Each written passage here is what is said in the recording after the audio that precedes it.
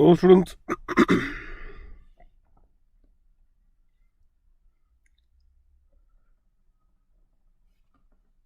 Ready? So students, all set for this one. First of all, students, we are going to close this trust taxation revision, and after that, students, we are going to take across to the TDS and TCS. I hope that all of you are ready with this one. So students, let's start then. Last lecture, students, Amrita, good evening. Students, those who are watching this session first time, which is what has happened in the earlier session of the revision lecture. So I am going to give you all the links of the earlier lecture in the description box. Okay. So in the description box, Harsh, you are going to get all the links. Tomorrow you will get it. So you can see this description box, all the links of the revision lecture so far, you are going to get it. Okay, friends.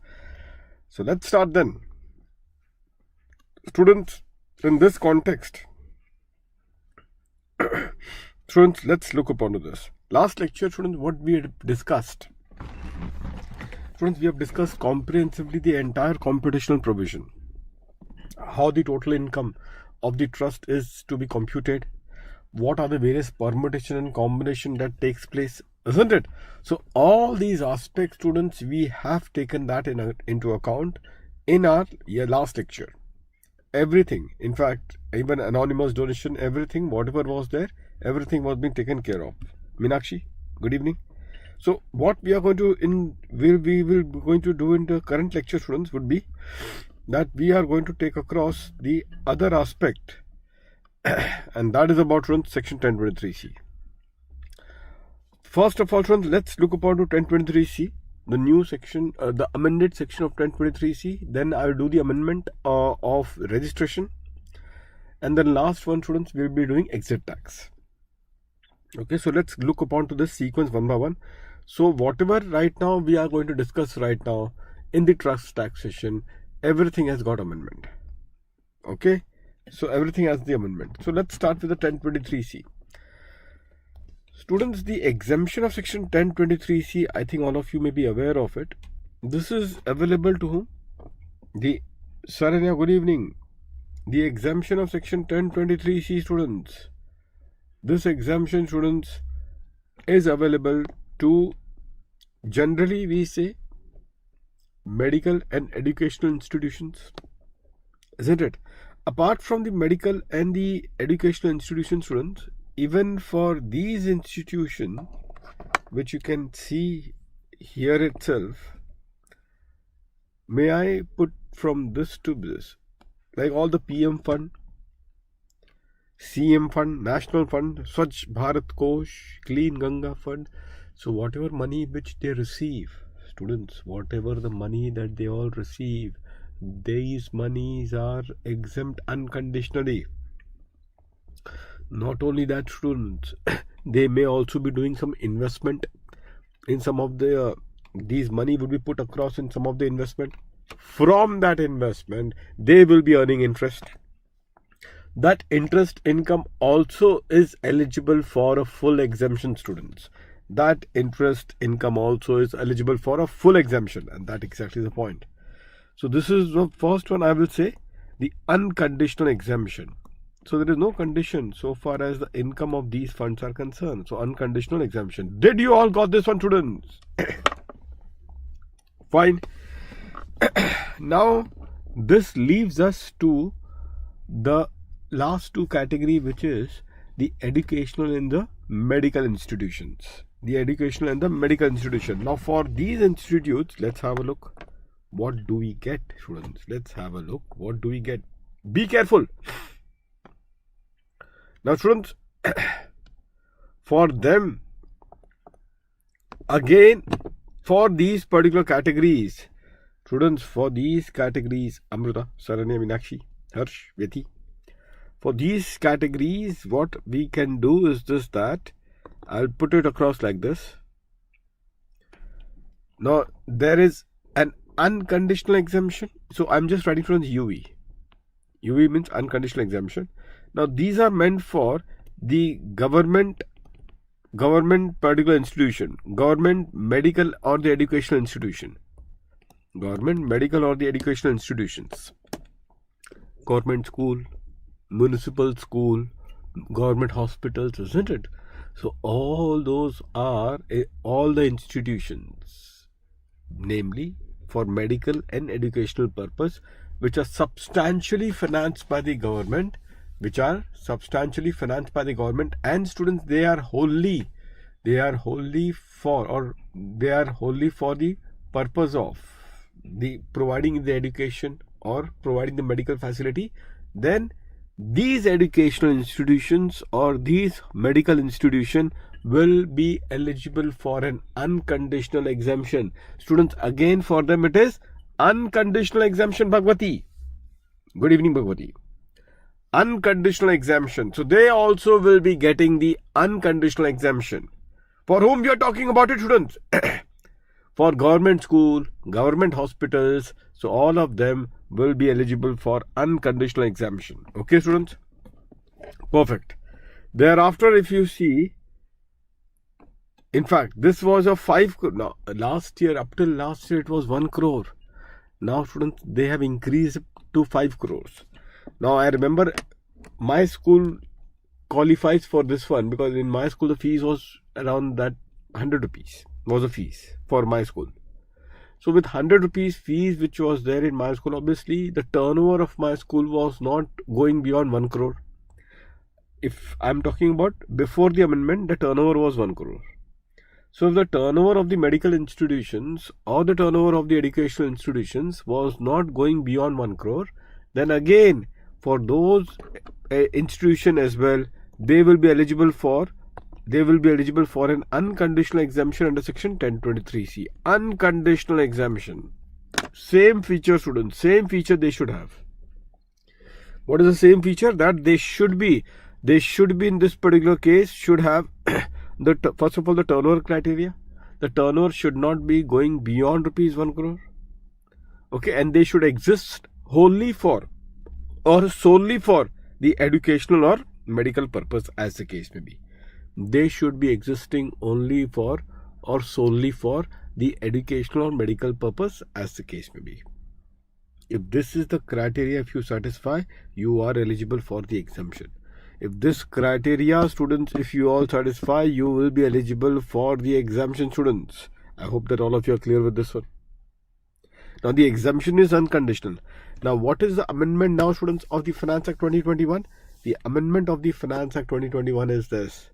They have increased the limit from 1 crore to 5 crores. So what has happened, students, now you can see over here is the increase in the limit from 1 crore to 5 crores. Harsh. They have done, yes, they have increased the limit, students. This is what these people have done it. They have increased the limit, students. This is what these people have done it. I hope that all of you are clear with this one. But they have played one game. Big game, students, they have played. Now, what is the big game? I'll tell you. The big game is that although they have increased the limit to 5 crores, that is fine. But now, for example, earlier, let me give you an example, students, because this is such an important and it is going to be there in your exam. Going to be there, students. This is going to be there, and many students will have a very difficult time if they are not aware of this proposition.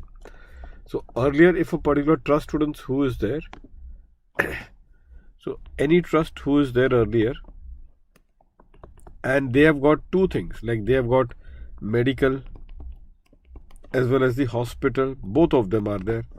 Like Balaji Trust, Tirupati Balaji has got charitable, the charitable part of Tirupati Balaji has got both medical as well as hospital, isn't it? So earlier, students, was this that supposedly the turnover is 85 lakhs of this, and the hospital turnover is 85 lakhs, 80 lakhs, forever. What would be the example? So earlier, before amendment, in this case, we used to say what? Before amendment, we used to say that 1023C exemption was allowed unconditionally, unconditional exemption. Same here also. Same as in the case of this one also. This was the before amendment provision. Now I'll tell you what has happened after the amendment.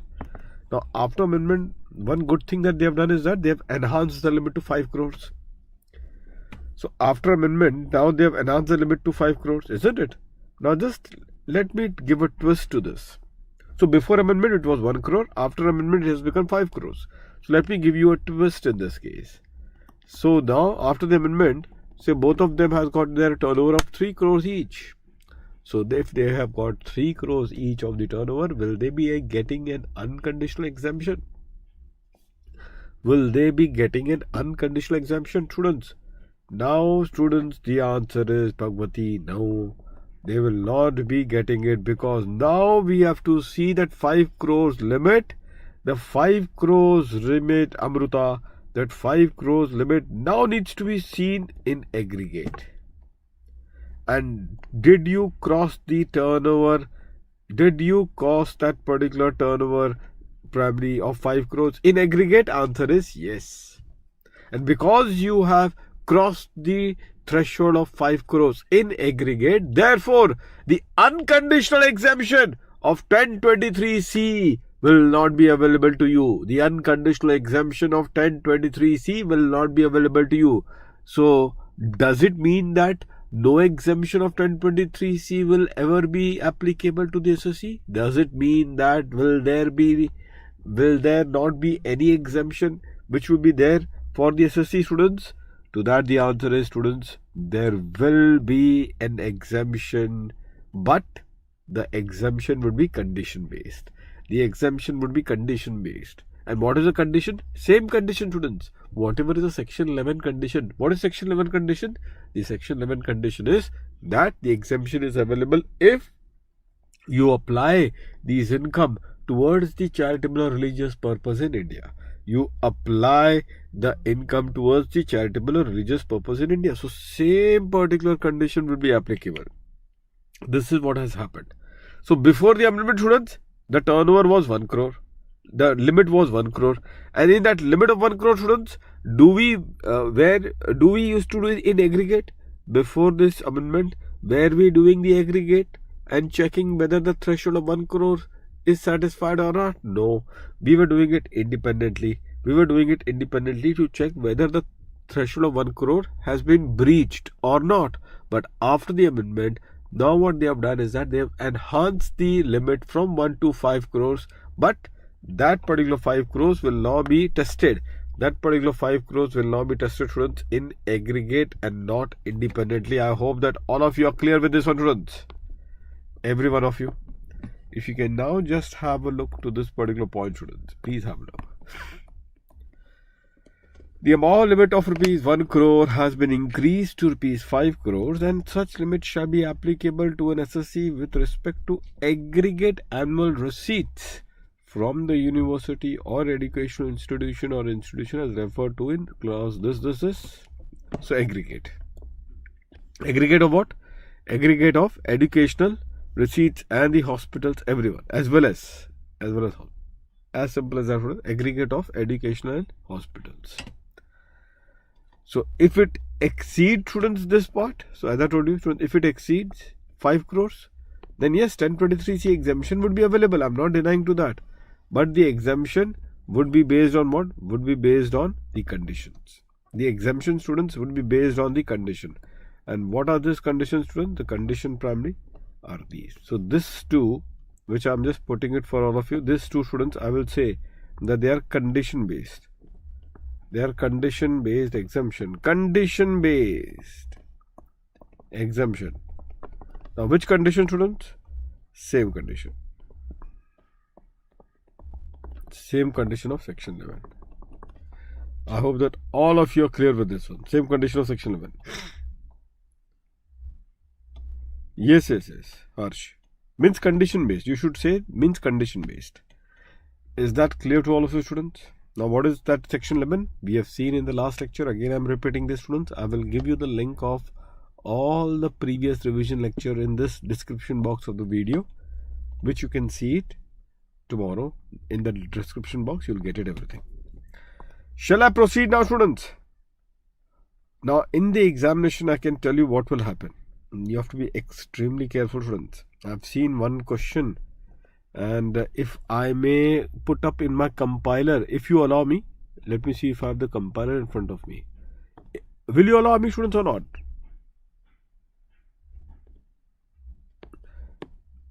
Can you, students, tell me the page number of this one compiler of this trust taxation?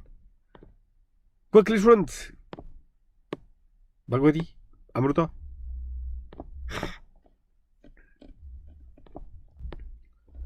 On the trust taxation part. Harsh.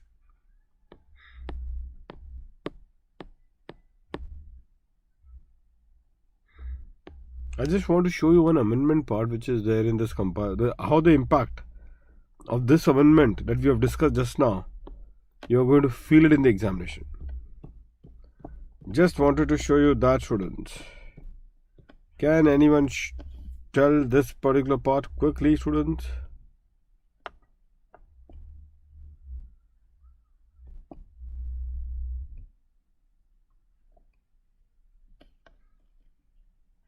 Vedi?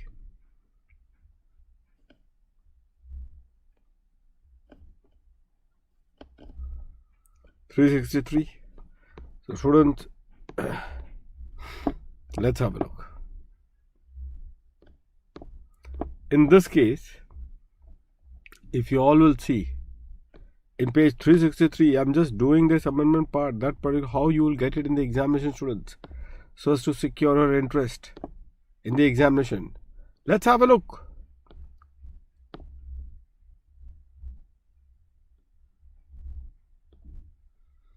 This question is 333. Can you see that, students? The question is question number 333. In this 333, a public trust. Can you see that, students? This is what the question will be. Same question you'll get it in the exam. This is your ICI question, which I have modified a bit to accommodate this amendment which they have targeted. Just an ICI question, Bhagwati. I have modified a bit to accommodate this particular amendment. Let's have a look. A public charitable trust registered under section 12AB. This is 370, page 370.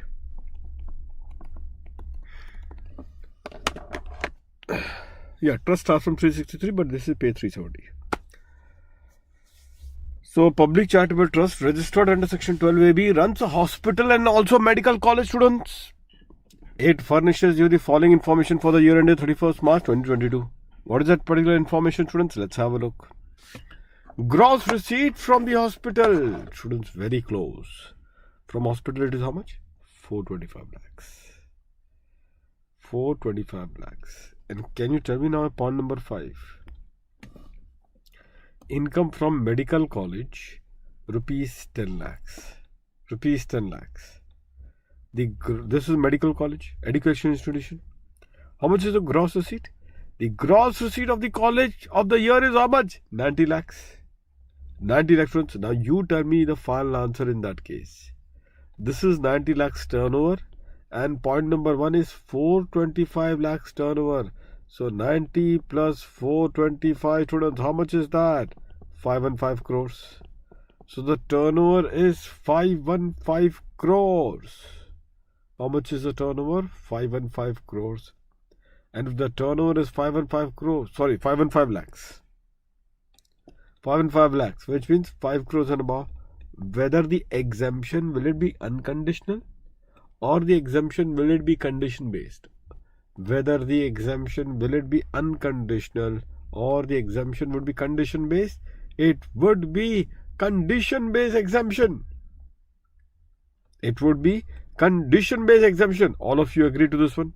Vyathi, Amruta, Harsh, Bhagwati, every one of you students, all of you agree to this one? This is how they are going to target in the exam. I just wanted to tell you how these people are going to use the amendment to their advantage. Trust taxation, I'm telling you, students. ICI is known for coming up with some unique thing which students doesn't know how to apply it. So it's very important that I'm putting you that amendment through how this question has been framed. So I've modified this question. Again, I'm repeating. I just modified this question so as to ensure that the amendment is taken care of. Now, can you tell me, students, what was the position that was there in the last year? Up to last year, what was the case? In the last year, what we used to do? Up till last year, students, be careful. Up till last year, what we used to do was that The hospital was 425 lakhs. So, and the medical college is 90 lakhs. Till last year, do we used to do the clubbing, or we used to take it independently? Till last year, do we used to do the clubbing, or we used to do it independently, students? Please tell me this. Last year, up to last year, it was independent. And if it was independent, then in that context, this 425 lakhs till last year, because it crossed 1 crore, for the hospital, it would be condition-based exemption, because it used to cross 1 crore. Therefore, for hospital, it is the condition-based exemption. And for this, for medical college students, you tell me 90 lakhs, so does not exceed 1 crore, 90 lakhs, so therefore does not exceed 1 crore. So what was the case? Up to last year, this 10 lakhs was completely exempt. We used to never even see how this 10 lakhs has been used, whether it has been applied for the charitable purpose or not. Those criteria used to become irrelevant for an unconditional base exemption. This is what the effect was. Is that clear to all of you, students? Every one of you are clear with this proposition? That exactly is the point, students. So I hope that every one of you are clear. So with this, we are done with this one very important point of section 1023C. Rest of the things, students, are the same as what we have discussed. Now, coming further, students, in this context, now I have given you each and every aspect, whatever was to be considered. Now with that, let's come to the registration part. Students, registration part, only 2 things that can be targeted in your examination, for which you need to be ready for it. Only 2 things. You say, sir, what is that 2 things? We are very much curious to know about it. Okay, fine, students, I'm telling you about it quickly. First of all, clause number 1. Students, first of all, you should know this is about clause number 1. And in the clause number 1, do you know what will happen? In the first clause, students,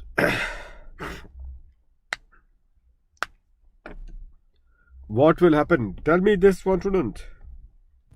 So, in the first particular clause, students, what will happen?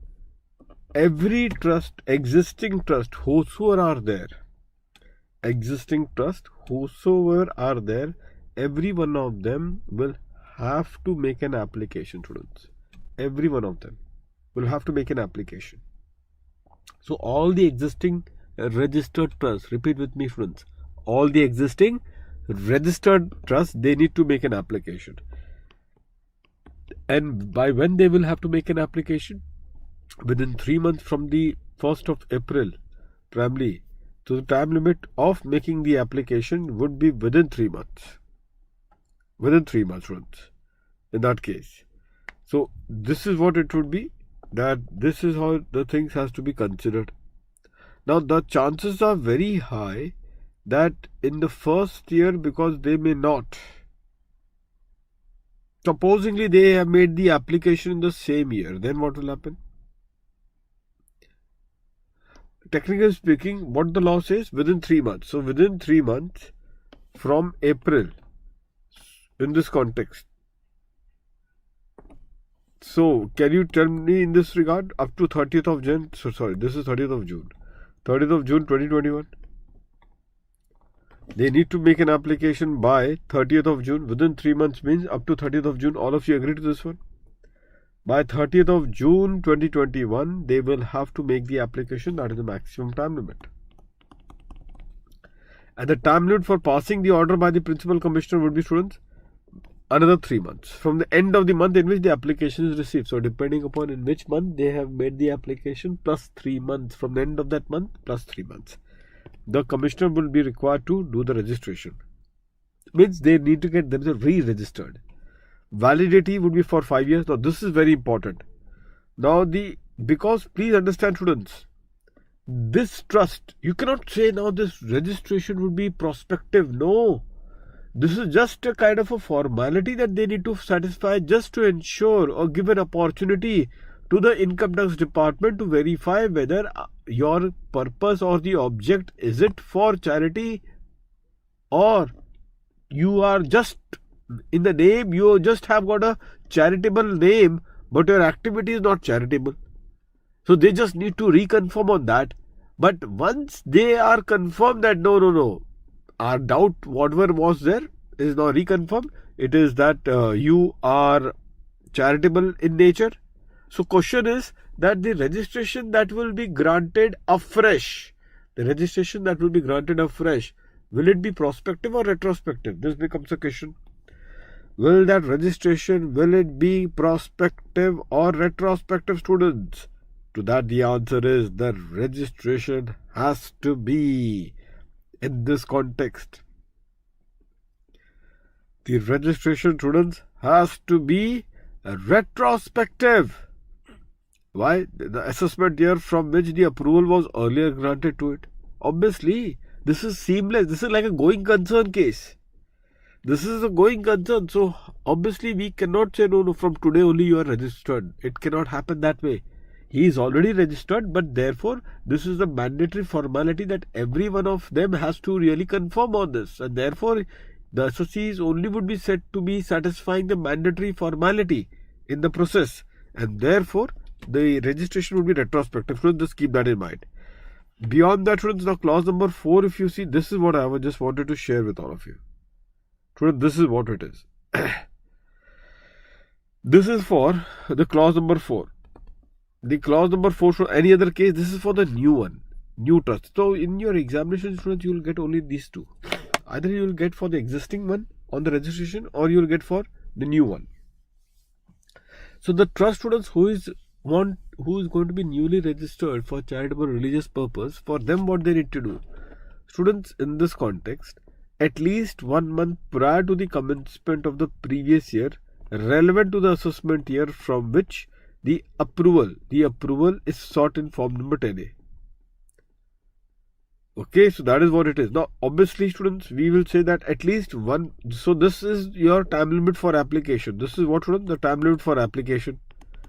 So the time limit for application, you can yourself will see, it is 1 month prior to the commencement of the previous year, relevant to the assessment year from which the approval is sought in form number 10A. In form number 10A, students. So that is what they are trying to suggest in this case. Now, if you all will be very careful about this particular part, they are talking about this 1 month prior to the commencement of the previous year, relevant to the assessment year from which the approval is sought. So it means that by 20th of February 2021, if supposingly the previous year would be previous year 21-22, so they need to make an application by 21st of February, by 28th of February, students, by 28th of February, isn't it? So that is what it is. But what if, students, what if I'm a person who wants to start a charity in the month of, say, July or August. But then this law is very difficult for me, because then you are saying, no, you should have applied 1 month before. 1 month before the start of the previous year. It implies that to do the charity now I have to wait for another 6-8 months. Because then I will not be getting the exemption. And that is the reason why, if I could not make the application a month before the start of the previous year, then what is the remedy? The remedy shows is the last column. The application made during the previous year 21-22. So I am making the application the same previous year. The provisional approval would be effective from April 22-23. Which implies that whether the provisional application. Now this is all about the provisional application, students. This approval, students, that you are going to get it. This approval, students, that you are going to get it is all the provisional application. Now what they are trying to say, let's have a look. The approval within 1 month from the end of the month in which the application is made. This is the approval for the provisional registration, students. Okay. Approval within 1 month from the end of the month in which the application is made. The approval shall be provisional application. That is perfectly fine. Not an issue at all. So in the month in which you make an application, 1 month plus. So if, say, for example, students, you have made the application in the month of February. Okay, so therefore, say by March end, they will have to give the application. They will have to give yourself. They need to get yourself registered by March 21. This is how it will be, isn't it? But now, since this is also allowed to us, therefore, if the application, students, if the application is made, say in the month of, say, May 2021 in the current year, May 2021. So therefore, in that case, the June 2021, they need to get ourselves provisionally registered. Provisionally registered, students. Is that clear to all of you? They need to get us provisionally registered, students. I hope that all of you are clear with this one. Every one of you are clear with this one. Now you will say, sir, then what about the file registration? These are only this new application are only for provisional registration. And then what about the file registration? I'll just coming to that. First of all of you just pay attention to what is provisional registration. Provisional registration, students, is just given on the basis of documents. Obviously, there is no history for the new trust. Do they have any history to really verify whether they would be for charity? Not much. So the government will not hold on to this particular trust. What they can only do is that they can only go as per the academic details. What are the academic details? The documents. Trust deed. Only the academic details. Because we don't have the opportunity to verify their action. And because we don't have the opportunity to verify their action, I am just going to go with those academic details like prospectus, agreement, so on and so forth. Those are the only relevant records that will be considered by me so as to finally decide whether I will be in a position to give them this particular benefit or not. I hope that all of you are clear with this one. So that is it. So that's the reason why only 1 month they are telling you. This is the logic. But thereafter, this provisional has to become final. Students, this provisional has to become final. All of you agree to this one? This provisional has to become final, isn't it? Yes, why not? Clause number 3. And what are they saying? Provisionally approved fund or trust, etc. for the final approval. So whatever is a provisionally approved fund or trust for final approval. So this is now the comparison. And what is the comparison? By the way, for how many period? What is the length of duration for provisional registration? 3 years. Can you see that? 3 years. The length of the duration is for 3 years. Okay. So 3 years is this particular duration period for the trust being provisionally registered. So coming back on this one, the question that arises is, how do we go for this one now? Let's have a look. So provisional registration, let's have a look. Clause number 3. Yeah, all the benefits is enjoyed. So provisional approved fund or trust, etc. for final approval. Point number 1, at least 6 months prior to the expiry of the period of the provisional approval. 6 months. What is the expiry? Expiry would be 3 years. So means that 6 months prior to the expiry of 3 years, you need to pass like a final order finally to confirm whether the trust will it be eligible for the exemption or not. So that is what they will have to do it, students. So whenever 3 years is going to be there, you have to compute from in that case, from the provisional registration to the 3 years period. Check it out 6 months before this particular, the 6 months period, before this 3 years period is going to get over, the trust will have to, students, the trust will have to get that themselves finally registered. So finally, they need to get approved. So there has to be the provisional registration should get converted into the final approval. Or what? This date, 6 months prior to the expiry of 3 years, 6 months prior to the expiry of 3 years, this date will be compared with 6 months of the commencement of its activity. 6 months from the commencement of the activity, students. What does it imply? So in this case, students, it will imply that whenever they will start, this commencement of activity means when they start doing their charitable purpose. That is what they are trying to suggest. So the activity may get commenced right from day 1. I am trying to start my trust, but I am not in a position to do the charity. Why I am not in a position to do the charity? Because right now there is not sufficient reserves or sufficient profit for me to do the charity. That could be the reason. That could be the logic that then they can give it in this regard. So therefore they are trying to say to you is just that in this context. So whenever they will start the application, because obviously what they need to see, students, what they need to do is that the trust, see, this is all logical.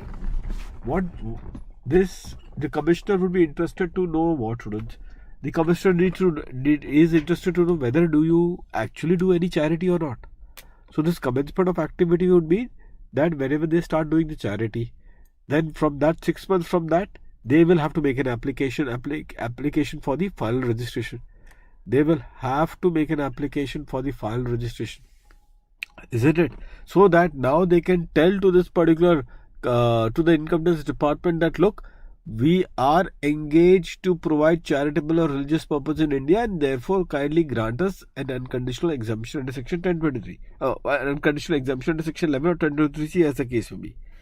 So therefore it is within 6 months from the of the commencement of its activities. So that is what it is. And the exemption, students, once they say that final registration is granted, if the final registration is granted, then the exemption will be considered from the first of the AY for which the fund or trust, etc., was provisionally approved. Obviously, this has to be the case. I cannot say no, up till the last 1 or 2 years for which you have provisionally registered, you are not going to get exemption. If I am doing a final registration today, obviously, earlier point of time, was the exemption available to this trust? Yes. Harsh, answering to your question, was this particular trust was eligible for the exemption? Answer is yes. For the earlier year, he was eligible for the exemption. So even if the trust gets tomorrow finally registered, still the exemptions are retrospective. The exemption, students, are retrospective. I hope that all of you are clear in this context. Fine, students, and this is the amendment relating to the registration part of the trust. So we are done with this. With this, now we are into our last segment, and that is exit tax. The exit tax, students. Now on the exit tax, students, coming on this one. Now before that, students, political party, you have to be just very careful about it. This time it can be targeted. Political party. For many attempts, political party has not been come. Now you say, sir, it is just like a lottery for us. Yes, I understand, students, it's a lottery question. But it comes, students. As simple as that.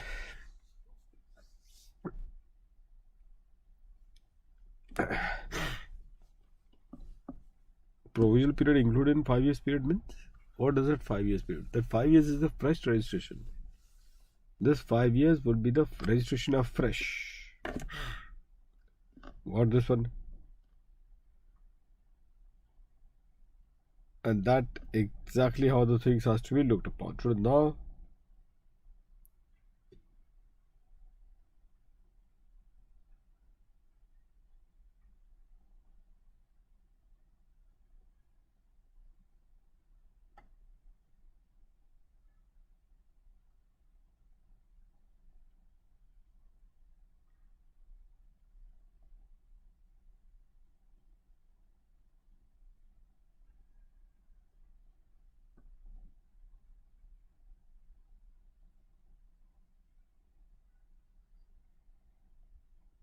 students, I hope that all of you are clear with this one.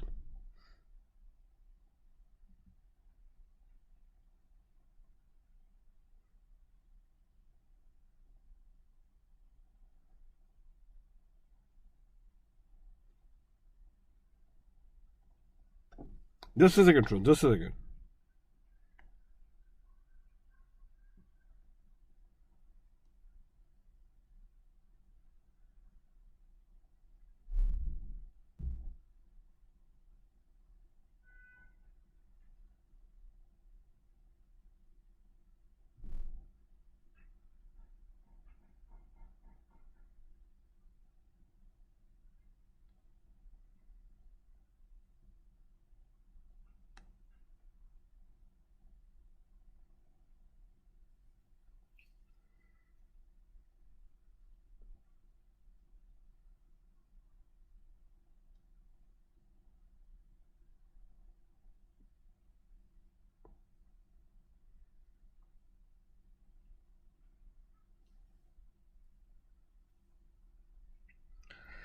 So, students,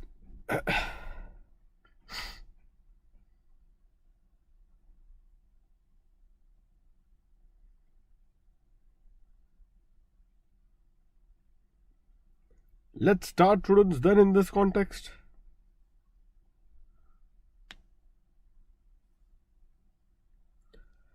So this one, students, is about, as you can see over here,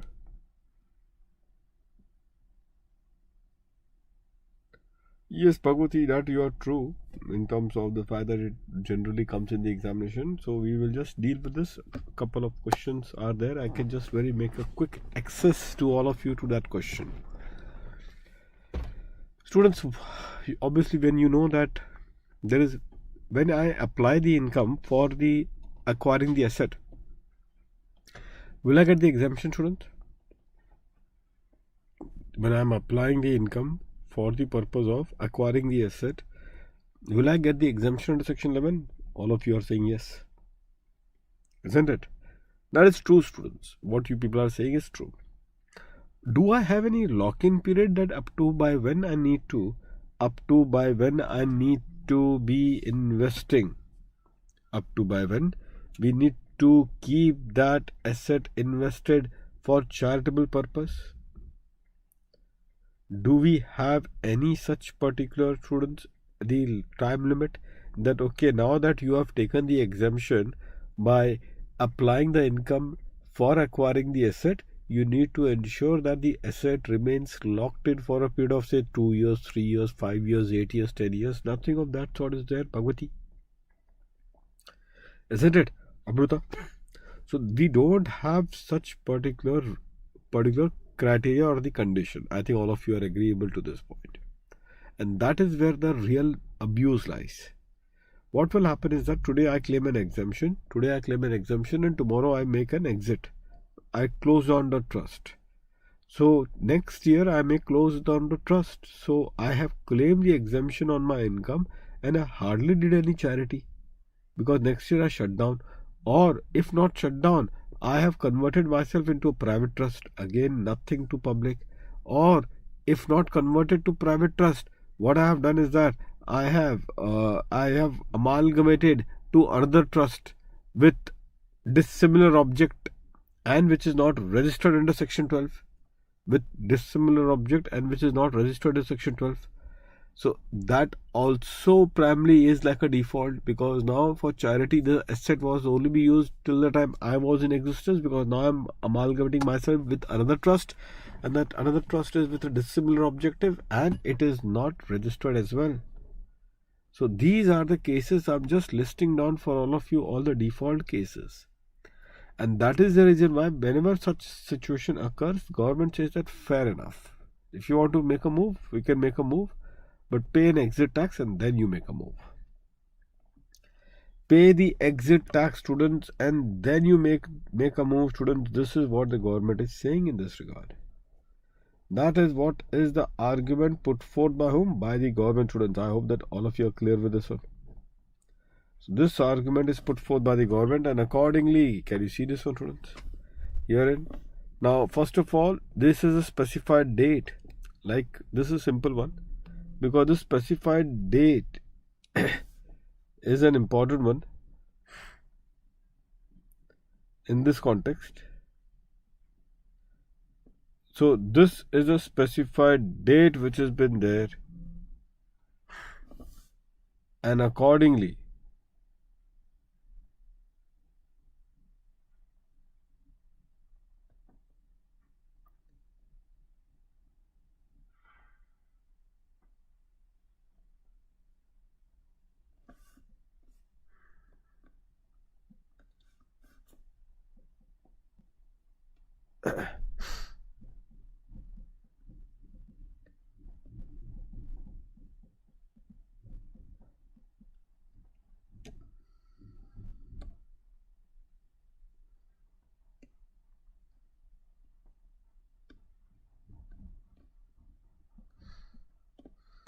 in this context, these are the dates. They like date when the registration which was being granted was cancelled, because no longer I am doing this activity at all, students. So therefore the registration is getting cancelled, 12AA. Or the other aspect like date of merger, date of dissolution. Those are the date. Now students, from that date, even this is important, students, be careful, because then there's an interest factor always. From that date, within that 14 days period, students, what you need to do? You need to make the payment of exit tax. How much is the exit tax? 34.944. Now, how much is the interest in the case there is a non-payment? So, if there's a non-payment, interest under 115 TE. 115 TE at 1% per month or part of the month for non-payment of tax within 14 days. For non-payment of tax within 14 days.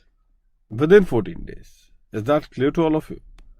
For the non-payment of what, students? For the non-payment of the tax within 14 days. Okay, so after that the interest will begin. Fine, students. Now in this case, here in students, let's have a look. So just keep that particular point in mind. Now this rate of exit tax is 34.944. This is MMR. Students, this is the only case of MMR which is 34.944. If you remember, in the first class of the tax rate we were discussing for an AOP and all, when we talk about the MMR, for the AOP and all, students, when we were talking about it in this context, we were getting like here in 30% plus 37% plus 4%, and the effective rate was something 42.744, students. Is that the case? 42.744. Just confirm 30 plus 37 plus 4%. So always keep in mind, students, because this is a very classic confusion. Only for trust tax, 42.744%, students. 42.744%. Only for trust taxation, students, we have 42.744% as the rate. Okay. Sorry, 34.944 as the MMR. For all the cases wherever MMR has been used, it is 42.744. I hope that this point is well taken by all of you, students. 42.744. Fine. So therefore, this is what it is. Only for exit tax, it is 34.944. That is what it is, because here the surcharge loading is only restricted to 12%. Here the surcharge loading, students, is restricted to only to 12%, and that is the reason of this 34.944%. That is it. Now this 34.944 would be applied on what? On the accredited income. And how do we determine this accredited income, students? This is what it is. Now please pay attention. Now as you people also are aware of it, all of you are aware of it, students, you will have to show your main answer like this only. You will have to show your main answer like this only. Like this would mean that you will make a format, and this format will be like the aggregate fair market value of the total asset. This would be the case minus what? The total liabilities of the trust. So aggregate fair market value of the total asset minus what? The total liabilities of the trust. So that will get reduced, students. And therefore the accredited income. Now you also, sir, but the value you will write like working note number 1, and maybe if required for this also working note number 2. But the examiner should see your main answer in front of it like this. It should not be that you start with working note first and then put this main answer. Don't do that. You will have to present the answer like this only. And you can have to write like this: accredited income to be on the specified date if possible. If you are in a position to give the specified date, like on the date of dissolution, if there is a case, then please go ahead and write that. Please go ahead and write that. Is that clear to all of you? Perfect, friends. Now, the entire catch point is that the FMV valuation, isn't it? We will do this FMV valuation, but before we do that, I just wanted to clarify certain important points. Students, you tell me one thing.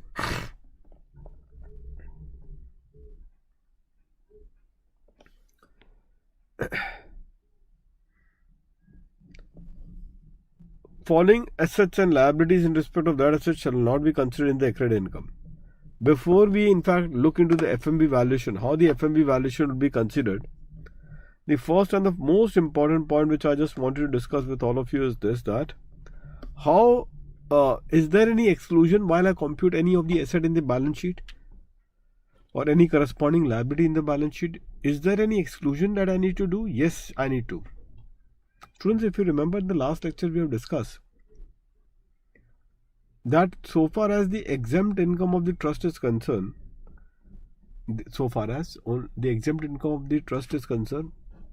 only one exempt income. Only one exempt income, namely the agricultural income of the trust is independently allowed as an exemption. Is independently allowed as an exemption to the trust. But all the remaining section 10 exemption of the trust,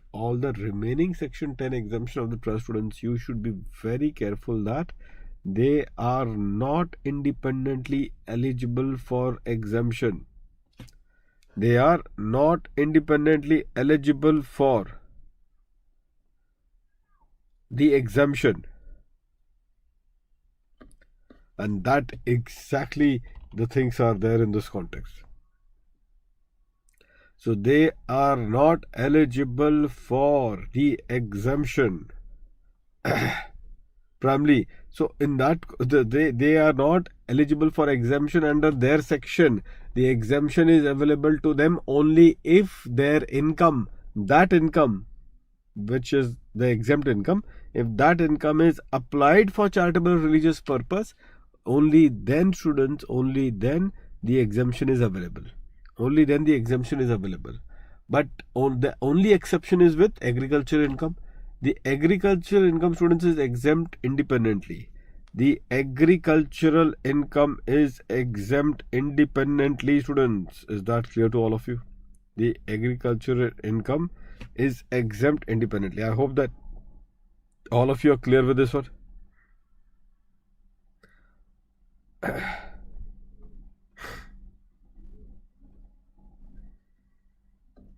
All of you are clear with this one, students?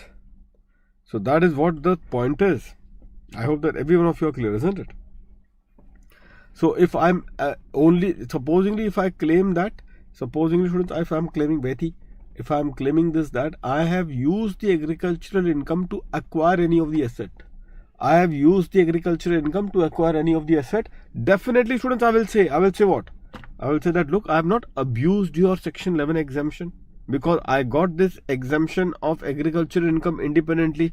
So you cannot say that I have abused the exemption of section 11 by doing those conversion or dissolution, isn't it? So you can, or mergers, etc. So that is the reason why whatever asset is acquired and which is there in your on that specified date, whatever is the asset that is acquired from the agricultural income, that asset will be excluded. That asset will get excluded, students. That asset will be excluded in calculating the accrued income. I hope that this point is taken well by all of you. Point number B, students, is the asset which is acquired before registration. Obviously, students, supposingly any of the asset, if I have acquired it before the registration, it implies what? That point of time, those were the days wherein my income was taxable, because I was not registered. So it implies what? That these assets were being acquired out of the tax paid income. So if these assets continue to be there on the specified date, will I be then be blamed for the fact that there is an abuse so far as section 11 is concerned? Is there any abuse? Answer is no, because I have acquired the asset from the tax paid income. There is one more point, which has not been written over here. One more point. The asset which is donated, to other registered trust. So chances are very high. Registered trust. On or before the specified date. On or before the specified date. So the asset donated to other registered trust on or before the specified date. That is what they are trying to say. Quite logical, isn't it? If supposingly I know that I cannot take the charity forward, let me at least donate this asset to the other trust so that they can do the charity forward. So those asset which has been donated primarily to the other registered trust, those particular asset which has been donated to the other registered trust, that will also not form part of your accrued income. Students, I think that this point is well taken by all of you. Is that clear to all of you or not, students? Fine, every one of you are clear with this one. Now come to the accrued income, the fair market value. Now the fair market value of the asset, students, minus the liabilities. That is what we have to do it. As such, the things are very simple. Only couple of unlisted shares is the only game. Unlisted shares, students, is the only game. Rest of it are simple. Unlisted shares are the only particular point, students, that needs to be looked upon. But before I do the unlisted share, let me try to first finish it off with the liability front, and then we will do the unlisted shares. So let us look upon to the liability front, students. So liability, students, that has been there here in part B on the liability part, students. Liability, they are only telling you that you have to take up the total liability of the trust. Students, you have to take up what? The total liability of the trust, and from that total liability of the trust, kindly exclude these items. Kindly exclude these items. What are these items? Capital fund, corpus fund, reserves and surplus, contingent and unascertained liabilities, income tax, TDS, TCS, liability. So from that, you please reduce this particular front, and that is what you are going to get it exclusively this side. Okay. So this will require an exclusion. This, students, will require an exclusion. So from that, please ensure to reduce these particular. So can I say it is nothing but the outside liability? Can I say it is nothing but the outside liability? Outside liability, can I say this or not? From the total liability. Now please, I will tell you the format of your computation. I will show you how in compiler the solutions are being put across.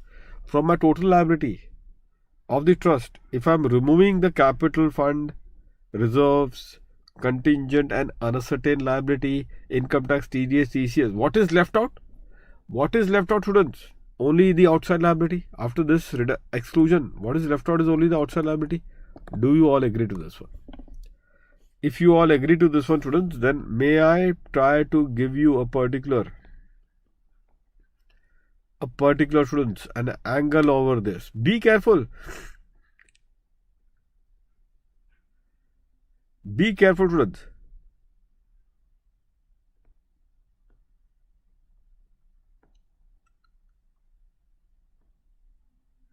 Let me give you a particular this thing. How they have asked the question. Couple of questions are there in the past questions of compiler. Now, students, if you see over here, supporting girl child charitable trust, I think every one of you, I just wanted to show you the format of solution. Calculate the tax liability in the hands of the trust. Okay, there is a merger, students, which has happened. Now these are the asset of the trust in the form of stamp duty value of the land. There is also an equity shares of EDM Limited, which is traded in the Bombay Stock Exchange. I just wanted to make you visualization. 55,000 of preference shares held in Niharika Limited. So that is there. Then see the corpus, outside liability, provision for taxation and liability in respect of payment of various utility bill. Students, see, this is what it is. This is the liability of the what? Of the trust. Okay, now students, in this, the way solution has been given to you. So asset minus liability, I told you this is how it would be. Thereafter everything is working note. Asset minus liability, thereafter everything is working note. So this is your main answer. Rest everything is a working note. Rest everything is a working note. This is what I have told you this in this context, the working note particular part. Now if you all are clear with this, my only particular part would be like this. Be careful, students, all of you be careful. Total liability computed in accordance with the prescribed method of valuation. Now see how they have done it. Here the valuation of liability, they have directly taken only outside liability. Outside liability, corpus fund 15 lakhs not includable, provision for taxation not includable. So they have directly taken what? 6 lakhs. Do you know what they have done? 6 lakhs. 6 lakhs is what, students? You have been given corpus fund 15 lakhs in this context. Thereafter, provision for taxation not to be considered. Liability is 6 lakhs and outside liability 90 lakhs. So in fact, this 90 lakh outside liability and this for utility bills. So total is, so this is a direct approach. This is known as the direct approach of taking the liability. Direct approach, okay? So please be careful. In this question, you have given only the abstract please pay attention. I try to identify, because many students don't get full marks and they cry after the examination that our answers are right, we are not getting full marks. What is the reason? I'm telling you the reason. Because you don't know how to present the answers. Here, the question is not about the balance sheet. They have not given you the balance sheet, they have given you the extract of the balance sheet. When the extract of the balance sheet is given to you, then you will only choose whatever is required as far as the format is concerned. Format is as far as the format of accredited income is concerned. So, as I told you, so far as the liability is concerned, what we have to choose, students, what we have to choose is only the outside liability, and we have done the choice. Okay, but I now want to take you to the another example. Can you see that here? Liability, how they have given the liability of the trust. Here the liability of the trust is 1135. Don't you think that we should directly take 335 being the outside liability? We should directly take 335 here, na? Do you all agree to this one or not? We should be taking the 335 directly. No fuss about it. Do you all agree to this one or not? We should be taking 335 directly or not, students? Please tell me. Every one of you are saying yes, isn't it? But we will not take 335 directly, students. Do you know what we are going to do? We will do indirect approach. What is the indirect approach? 335 minus 800. So as to get 335. This is how the presentation has to be. This is how the presentation has to be. Can you see that? Now the working note number 2. Where is working note number 2? See. From the total of this 1135, what you are removing? You are removing from this one the capital fund, and there is one more thing which has been given in outside this. You just, what about 30 lakhs? See, this 30 lakhs is there. If you want to, you're desperate about this one, just have a look to point number 4. Included in sundry creditors means included in 335. Rupees 30 lakhs provided on estimated basis to the contractor to which no bills are credited. No bills are received. Means it's a contingent one. Can I say from contingent liability? Bhagwati?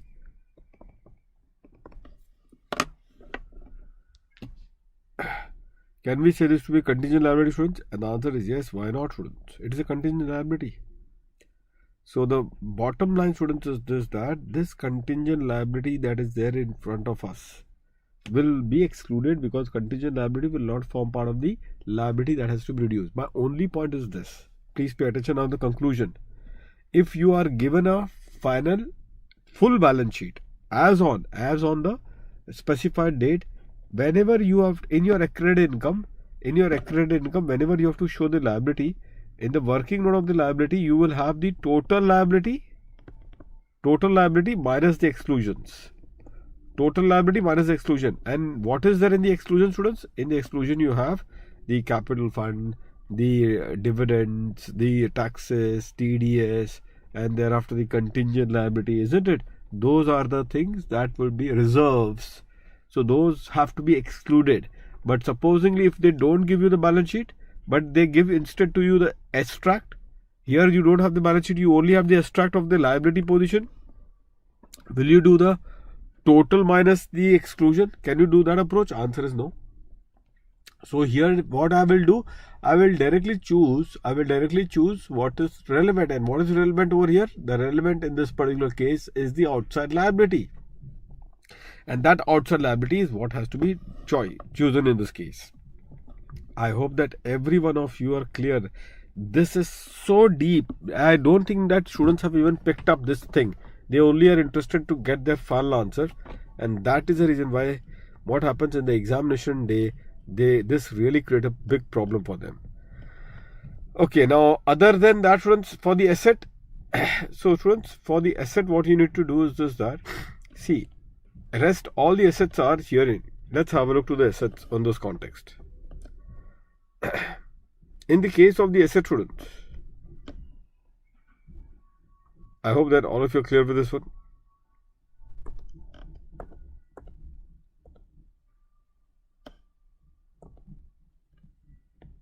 Now, and in fact, there is a practical question already in front of us now. Students, the only picture which I just wanted to show you, let's go do the relevant revision, students. The rest of it is fine. This is an important one because this is where quoted share is easy, students. Average and it is the, for quoted share, students, it is the average of lowest and the highest price. This is what we do for the quoted shares. The lowest, average of the lowest and the highest price is what we have to take into account. Unquoted equity share. This is what it is, students. Here, in this examination question that has been given to you, that examination question, remember, the equity share was quoted in the recognized stock exchange. So if that is the kind of an investment that you hold in the equity share which is listed in the recognized stock exchange, it is no brainer but to take up the average of the lowest and the highest price as on the date of exchange. And if we don't have the valuation as on that date, so you take the preceding date. That is just simple. Where the students really are finding themselves uncomfortable is on this unquoted part. Students, in the unquoted part, always keep in mind this PV divided by P is nothing but, what is this PV divided by P? This PV divided by P is nothing but my percentage of holding in that, the trust percentage of holding in the unlisted shares of the company. Holding in the unlisted shares of the company.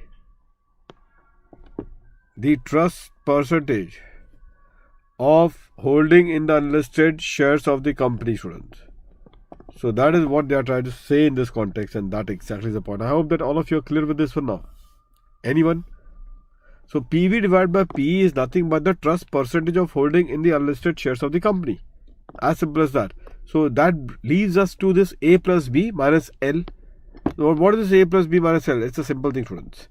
A is your all the assets which are being there in this context. Bhagwati. So A is the book value of all the asset excluding which is covered in B, and B we all know. All those bullion, jewelry, precious stone, artistic work, share, security. Like whenever you realize the B, students, you remember the students say that, sir, our thought goes to the capital asset definition in that exclusions part, isn't it? The capital asset definition in that exclusion part as well as the immobile property. So that, just keep that in mind. Bullion, shares, precious stone, artistic work, shares and securities, and as well as the immobile property. So excluding that, for all the remaining assets, students, it has to be the book value.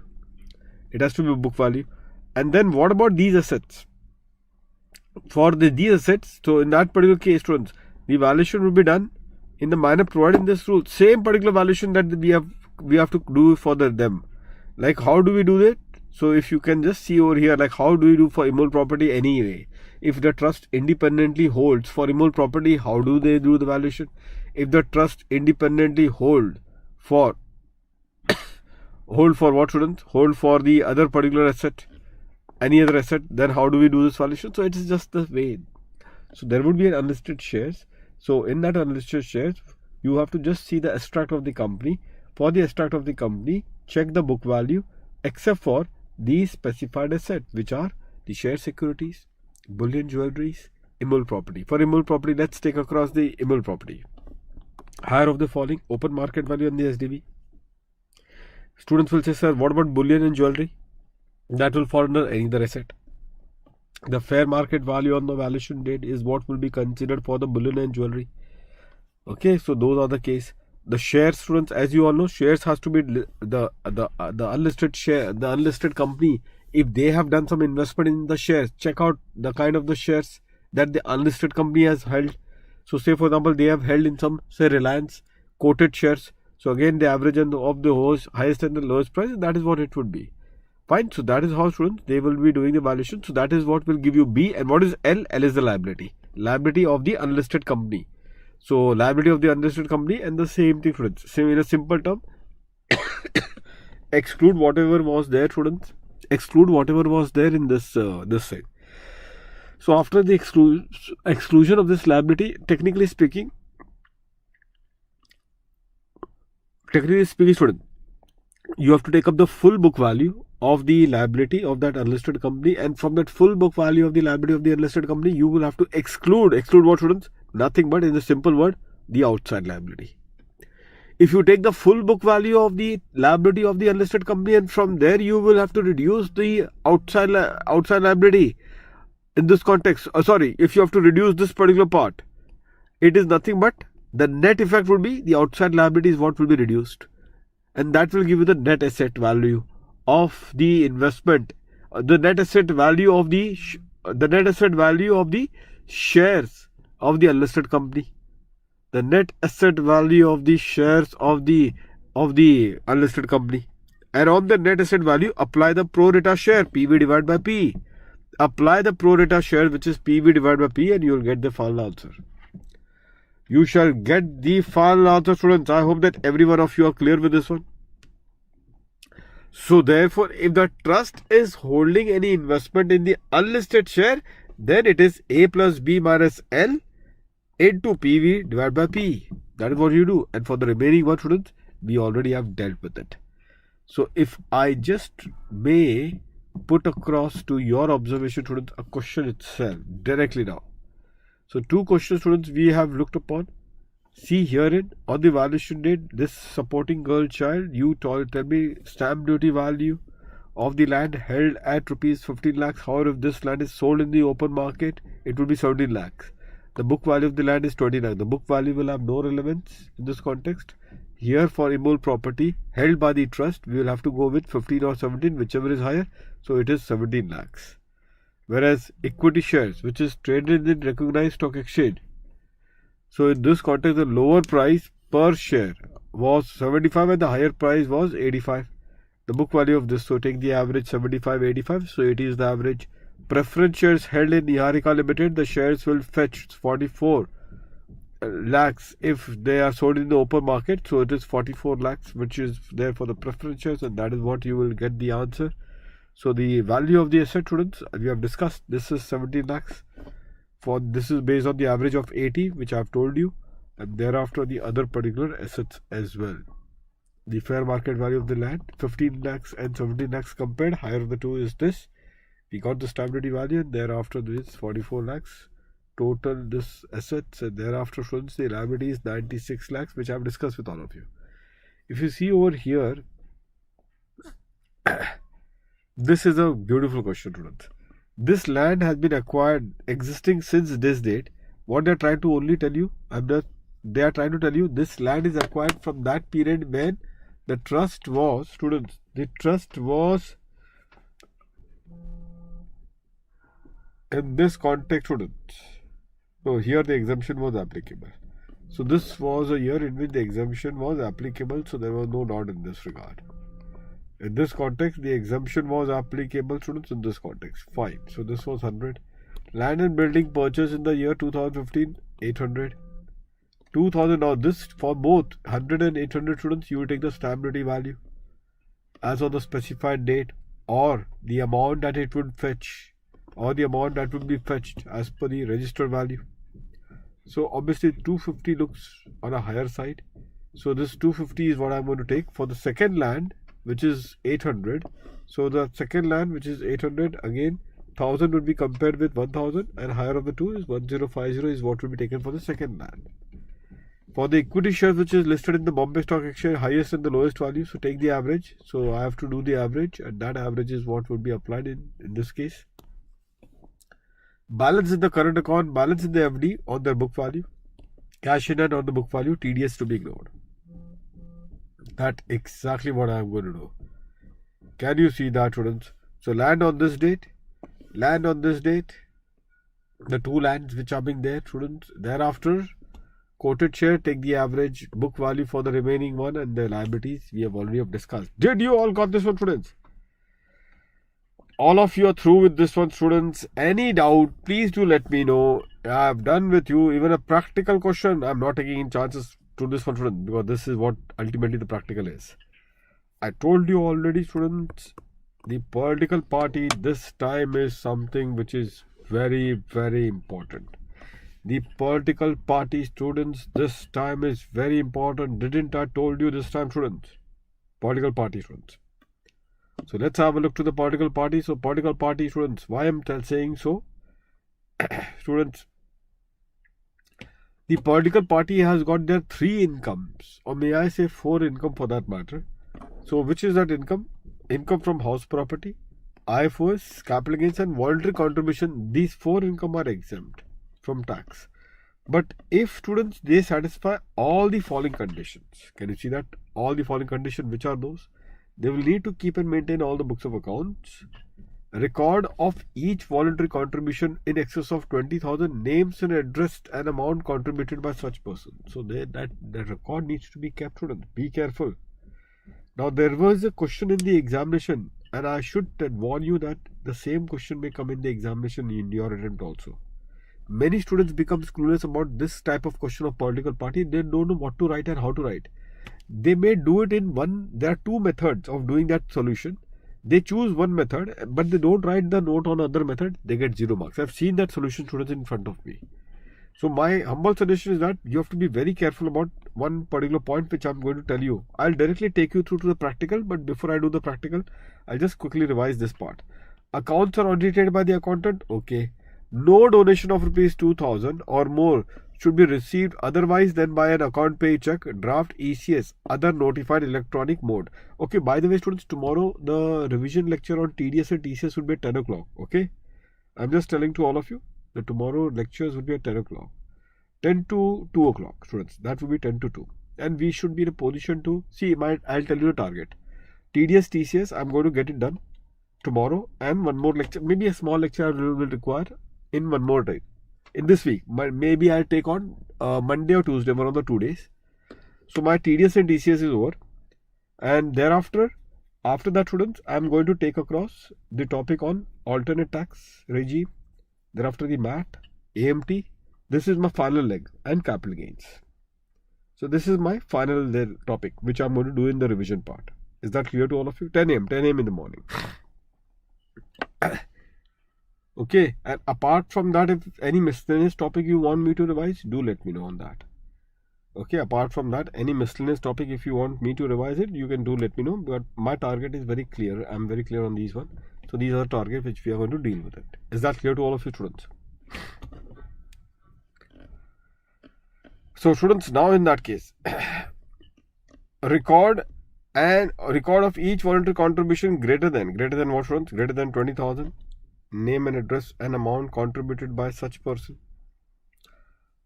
Accounts are audited by the accountant. Fair enough. Accounts, students, are audited by the accountant, and no donation of 2,000 or more. No donations of rupees 2,000 or more should be received otherwise than by an account paid check or draft or ECS, other notified electronic mode by a particular party. Else exemption under section 13A shall not be allowed. That Harsh will discuss on that. Shall not be allowed in this regard. Okay. So this is what it would be. So no donation of rupees 2,000 or more should be received otherwise than by way of an account pay check, draft, ECS or other notified modes. Okay. So 2,000 is the limit. Be careful, students. 2,000 is the limit for this particular political party. Be careful. For ATG also, students, for ATG, tell me, if I'm giving the donation in cash, ATG limit, whether I get ATG. In ATG, do I have this limit of 2,000? Do I have this limit of 2,000 in ATG?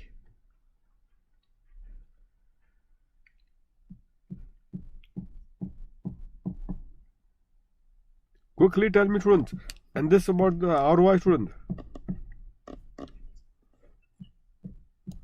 And the answer is yes. If you see the ROI, student,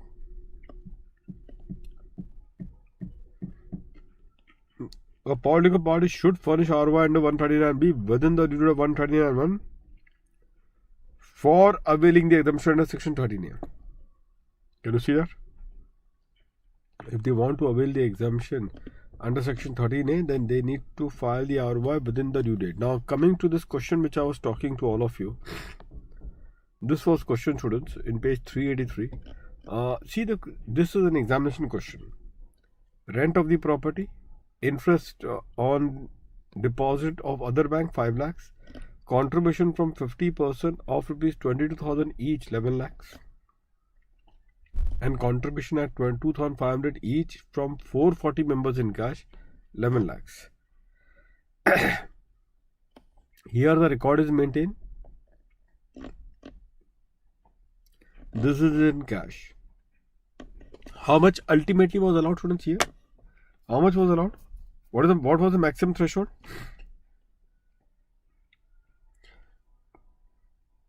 What was the maximum threshold in this case, students? As simple as that. Can you tell me the maximum threshold? And students, the maximum threshold in this case was 2000. 2000, isn't it? So 2000 was the maximum threshold, but they have done this. Now my question to all of you is this, that only this 11 lakhs of the exemption would be lost, Amruta, or the entire exemption would be lost. Net profit is a PGBP income. By the way, this net profit is a PGBP income. So obviously this PGBP income, when you talk about it, that is taxable. That is anyways taxable. But other remaining point, students, other remaining point which is there above, I'm talking for them. Other remaining point, students, I'm talking for them. Did you all get this one? Say quickly.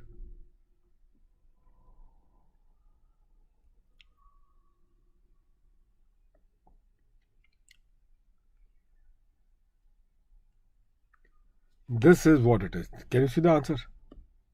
Can you see the answer, students? Entire income has been made taxable. Entire income has been made taxable.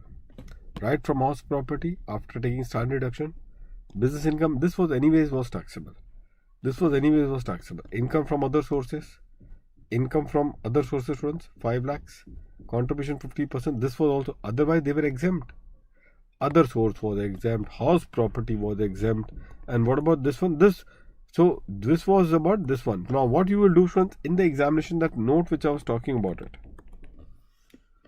the second approach which has been there is another thought as per which the exemption will not be available only in the case where the default has existed, and therefore for the remaining particular income the exemption would be available. For the remaining particular income, the exemption would be available. This is a second thought which is there. So that alternate note you are going to give it. Main solution would be this. One note here you are going to put up, and that note would be that as per another set of solution, where the default has occurred, on that default the exemption would be lost. On that default, students, the exemption would be lost. I hope that all of you are clear with this one now. Every one of you are clear, students? Please tell me, students. Every one of you on this particular note, students, are you all clear with this one? So with that, students, we are done with this particular question, and now this covers up our trust, taxation and political parties completely. Now students, I am winding up today's session over here itself. Any queries, if you have it, do let me know, because then I am starting from tomorrow TDS and TCS. So tomorrow we will be starting with TDS and TCS, and as I told you, 4 hours, I think we should be done with TDS and TCS completely. But if there is any spillover, we'll try to complete tomorrow itself, the TDS and TCS part. I'll not have any spillover, so that as students are saying about the assessment procedure, then why not? We will start with assessment procedure in one of the days in this upcoming week itself. Assessment procedure, students, I'll just try to then target in upcoming weeks. 2 or 3 days, I'll just target for the assessment procedure. Is that clear to all of you, students, now? All of you are clear, students? Perfect. Now with that, I am done with this, students. And now then students,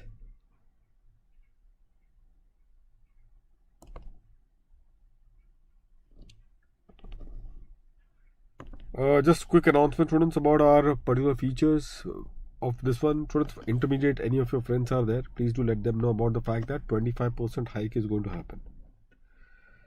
And I think maybe up till this month end only, chances are very high. And thereafter, from first week of April, New Year, they will start 25% hike in the intermediate. Any of your friends, colleagues, they want to take up the subscription, please tell them, take up it in this last week of March itself. And don't forget them to use this code CADS to get that 10% outright discount.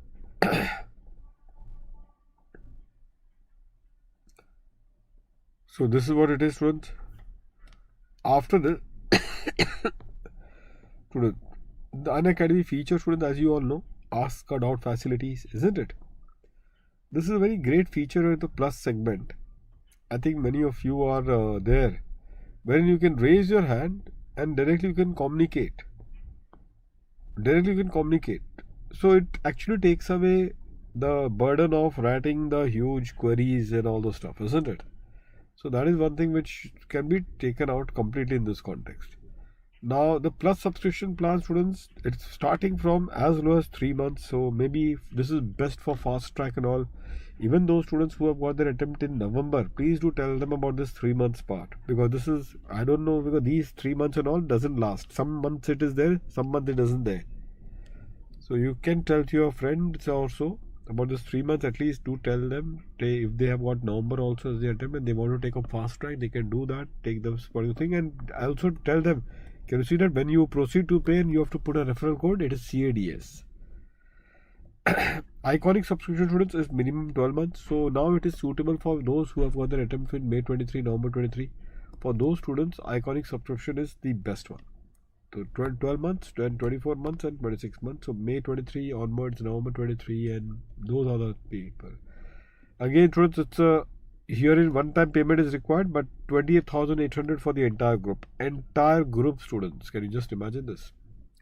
And in this, the textbooks are also provided in the Iconic feature. This is one of the feature. Plus, there are test series, 3 integrated test papers, 40 marks, 80 marks, 100 marks. These are unmatched things, students. Then there are some dedicated team of doubt solvers round the clock available to all of you. Unmatched across it.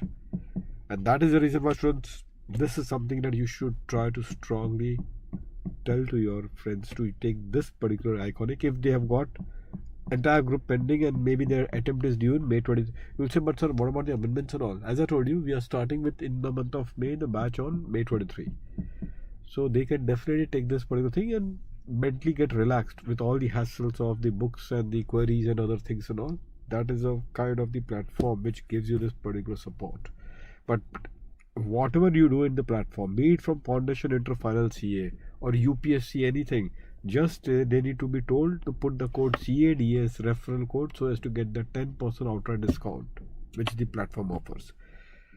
So tomorrow, students, I'm going to meet you at 10 o'clock in the morning. TDS TCS is our target, and I think we are going to complete that TDS and TCS tomorrow itself. Is that clear to all of you, students? I'll see you then tomorrow. Do take care of yourself in the meantime, students. Please revise. And tonight, 10:30, remember, we are doing this revision sessions. So 10:30 tonight, I'll see you for the revision class. Students, Amrita, fine, revision class tonight then. See you then, students. Do take care. Bye-bye. Bhagwati, Vyati.